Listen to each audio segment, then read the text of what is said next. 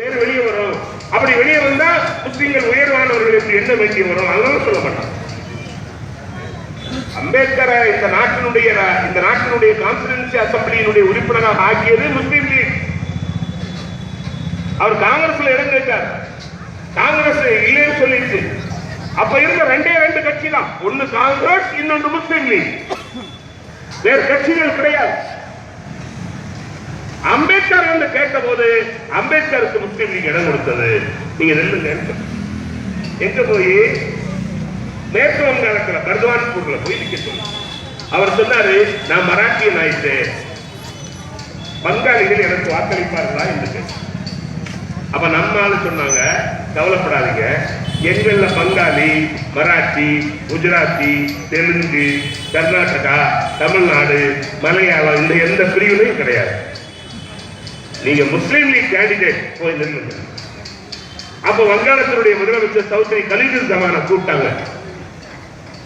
நீங்க என்ன செய்வீங்களோ தெரியாது, பீமாராவ் வெற்றி பெற்றாக வேண்டும். அவர் பேர் அம்பேத்கர் இல்ல, தெரியுமா?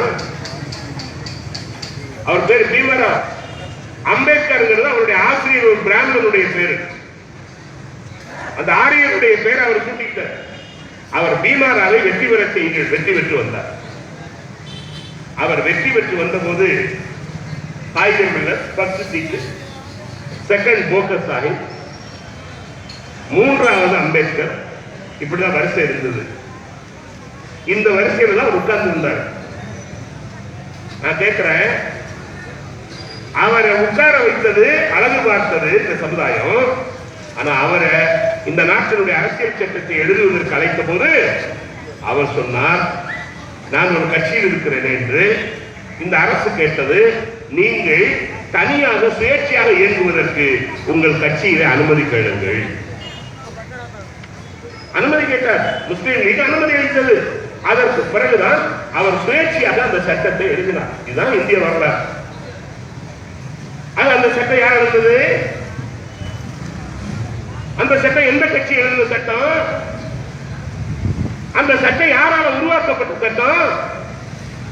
சில மூதேவிகள் கிடந்து கத்திக்கிட்டு இருக்கு, I want common civil code கொண்டு வா. நீங்க அதுக்கெல்லாம் இருக்க வேண்டியது யாரும் இங்க இருக்காது. நீ காமன் சிவில் கோட் கொண்டு வாயா அப்படின்னு சொல்லணும். நம்ம சொல்லணும். நான் பார்லிமெண்ட்டுக்கு போனா அதான் சொல்லுவேன், please I want common civil code. Common civil கோட்னா என்ன தெரியுமா உங்களுக்கு யாருக்காவது? இந்த நாட்டில் இருக்கிற